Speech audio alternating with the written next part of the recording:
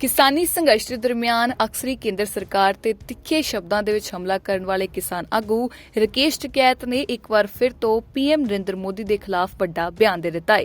ਕੇਦਾਰਨਾਥ ਯਾਤਰਾ ਤੇ ਗਏ ਹੋਏ ਪੀਐਮ ਨਰਿੰਦਰ ਮੋਦੀ ਦੀ ਕੇਦਾਰਨਾਥ ਯਾਤਰਾ ਤੇ ਪ੍ਰਤੀਕਿਰਿਆ ਜ਼ਾਹਿਰ ਕਰਦਿਆਂ ਰਾਕੇਸ਼ ਟਿਕੈਤ ਵੱਲੋਂ ਆਖਿਆ ਗਿਆ ਹੈ ਕਿ ਜਿਸ ਦੇਸ਼ ਦਾ ਰਾਜਾ ਮੰਦਿਰ ਦੇ ਦਰਵਾਜ਼ੇ ਬੰਦ ਕਰਵਾਉਣ ਲਈ ਜਾਵੇ ਉੱਥੇ ਕਾਲ ਪੈ ਜਾਂਦਾ ਹੈ।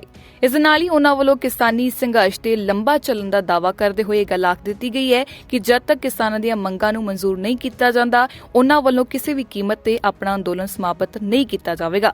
ਕਿਸਾਨ ਆਗੂ ਰਾਕੇਸ਼ ਟਿਕੈਤ ਵੱਲੋਂ ਕਿਸਾਨਾਂ ਨੂੰ ਅਪੀਲ ਕੀਤੀ ਗਈ ਹੈ ਕਿ ਉਹ ਆਪਣੇ ਟਰੈਕਟਰਾਂ ਦੇ ਵਿੱਚ ਤੇਲ ਭਰਵਾ ਕੇ ਰੱਖਣ ਅਤੇ ਉਨ੍ਹਾਂ ਦਾ ਮੂੰਹ ਦਿੱਲੀ ਦੇ ਵੱਲ ਰੱਖਣ ਕਿਉਂਕਿ ਕਦੇ ਵੀ ਦਿੱਲੀ ਦੇ ਵੱਲ ਕੂਚ ਕਰਨ ਦੀ ਜ਼ਰੂਰਤ ਪੈ ਸਕਦੀ ਹੈ। ਦੱਸਦੇ ਕਿ ਲਗਾਤਾਰ 11 ਮਹੀਨਿਆਂ ਤੋਂ ਜ਼ਿਆਦਾ ਸਮੇਂ ਤੋਂ ਕਿਸਾਨੀ ਸੰਘਰਸ਼ ਦੇ ਦਰਮਿਆਨ ਕਿਸਾਨ ਦਿੱਲੀ ਦੀਆਂ ਸਰਹੱਦਾਂ ਤੇ ਡਟੇ ਹੋਏ ਨੇ। ਕਿਸਾਨ ਆਗੂਆਂ ਵੱਲੋਂ ਲਗਾਤਾਰ ਇੱਕ ਗੱਲ ਬਾਰ-ਬਾਰ ਦੁਹਰਾਈ ਜਾ ਰਹੀ ਹੈ ਕਿ ਜਦ ਤੱਕ 3 ਖੇਤੀਬਾੜੀ ਕਾਨੂੰਨਾਂ ਨੂੰ ਰੱਦ ਨਹੀਂ ਕੀਤਾ ਜਾਂਦਾ ਉਨ੍ਹਾਂ ਵੱਲੋਂ ਅੰਦੋਲਨ ਇਸੇ ਤਰ੍ਹਾਂ ਜਾਰੀ ਰੱਖਿਆ ਜਾਵੇਗਾ। ਕਿਸਾਨ ਆਗੂ ਰਾਕੇਸ਼ ਟਿਕੈਤ ਵੱਲੋਂ ਇਸ ਮੌਕੇ ਤੇ ਆਰਐਸਐਸ ਅਤੇ ਬੀਜੇਪੀ ਦੇ ਖਿਲਾਫ ਵੀ ਧਾਵਾ ਬੋਲਿਆ ਗਿਆ ਹੈ। ਉਨ੍ਹਾਂ ਵੱਲੋਂ ਆਖਿਆ ਗਿਆ ਕਿ ਇਹ ਲੋਕ ਅਜਿਹੇ ਨੇ ਜੋ ਜਿਸ ਵੀ ਘਰ ਜਾਂਦੇ ਨੇ ਉਸ ਘਰ ਨੂੰ ਤੋੜ ਦਿੰਦੇ ਨੇ। ਉਨ੍ਹਾਂ ਦਾ ਆਖਣਾ ਹੈ ਕਿ ਪਹਿਲਾਂ ਤੋਂ ਹੀ ਵਪਾਰੀਆਂ ਵੱਲੋਂ ਅਨਾਜ ਦੇ ਉੱਤੇ ਕਬਜ਼ਾ ਕੀਤਾ ਜਾਂਦਾ ਰਿਹਾ ਹੈ ਅਤੇ ਹੁਣ ਇੱਕ ਵਾਰ ਫਿਰ ਤੋਂ ਭਾਰਤ ਦੀ ਸਰਕਾਰ ਦੁਬਾਰਾ ਤੋਂ ਅਨਾਜ ਤੇ कब्जा करना चाहती है पर किसान अजिहा नहीं होने देंगे। भैया तो सरकार बताएगी, हम क्या कहीं जा रहे। ये देश का किसान कहीं नहीं जाएगा आंदोलन छोड़ के। अगर सरकारें 5 साल तक अपनी सरकारें चला सकती है तो ये आंदोलन भी जनता का चुना हुआ आंदोलन है। ये आंदोलन भी जब तक ही चलेगा जब तक भारत सरकार गारंटी एमएसपी पे कानून नहीं बनाएगी, जब तक ये 3 कानून वापसी नहीं लेगी, फसलों का लाभकारी मूल्य नहीं मिलेगा, ये आंदोलन जारी रहेगा। आपने पहले भी बोला कि 26 नवंबर के बाद अगर सरकार नहीं मानती तो इस बार आर पार की लड़ाई होगी। हाँ, लंबा चलेगा। हम अपने टेंट बदलेंगे, फट के टेंट, तिरपाल बदलेंगे, चादर डाल लेंगे, ये करेंगे हम काम। 26 तारीख से रिपेयरिंग वर्क शुरू होगा। वहीं पर आज प्रधानमंत्री जी केदारनाथ है, क्या कहते हैं? जिस देश का राजा मंदिरों के दरवाजे बंद करवाने जाएगा उस देश में अकाल पड़ता है, भूखमरी आती है, आपदाएं आती है। राजा को मंदिर के दरवाजे खोलने के टाइम पे जाना चाहिए, बंद दरवाजे पे राजा को नहीं जाना चाहिए।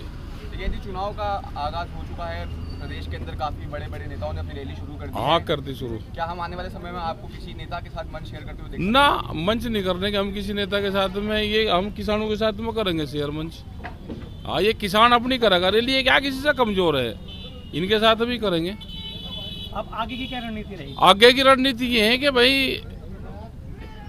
आंदोलन को जारी रखो शांतिपूर्ण तरीके से, आंदोलन लंबा चलेगा, उसकी तैयारी रखें। ट्रैक्टर में तेल भरवा के दिल्ली की तरफ को मुंह करके रखे, दिन में खेत में काम करें तो तेल भरवा के रखें। एक अंतिम सवाल आपसे ये है कि चीन में परसों दुष्यंत चौटाला के कार्यक्रम में कुछ किसानों पे हल्का लाठीचार्ज भी हुआ है, शायद। हाँ, ये तो संघर्ष है भाई, तो चलता ही रहे। सरकार कह रही है कि हरियाणा में कहीं भी किसान विरोधी कानून को लेकर कोई रोष नहीं है। हाँ, है नहीं, चंडीगढ़ से बाहर निकल के देखो, रोज का पता चलेगा। वहीं पर सरकार ने पेट्रोल डीजल के दाम घटाए हैं और बढ़ाए कितने हैं वो भी बता दो। प्रेस वाला बढ़ाने का एक नहीं बता रहा, जिस दिन बढ़ाने का बताना शुरू कर दोगे तो ये घटाना शुरू कर देंगे। इनसे बच कर रहना। ये तो जिसके परिवार में चले जाते हैं उसके परिवार को तोड़ देते हैं। अगर 4 भाई हैं और एक के घर पर जाने लगे तो टूटेगा, उनका परिवार टूटेगा। इन्हें कहा कि हमको एक मिल गया, यही बहुत है। तो इस तरह के लोग हैं, इस तरह की विचारधारा इनकी है, तो इनसे बचना चाहिए। ये तो आज से जो 50-100 साल पहले भी अनाज पे कब्जा था, राजा महाराजाओं का अनाज पे कब्जा होता था, आज वो उसी पैटर्न पर आ रहे हैं कि अनाज पे अधिकार हमारा होगा। पहले भी जो हमारे बड़े बुजुर्ग हैं वो बताते थे कि जब किसान फसल खेत में तैयार करता था तो व्यापारी वहीं जाकर उस पर कब्जा कर लेता था कि अनाज मेरा है। ये तो 40 साल 50 साल आदमी कैसे जिंदा रहा, उसके सिस्टम आया, फिर ये अनाज पे पूरे दुनिया के अनाज पे व्यापार करना चाहते हैं। ये तो अनाज इनके कब्जे से बचाना है।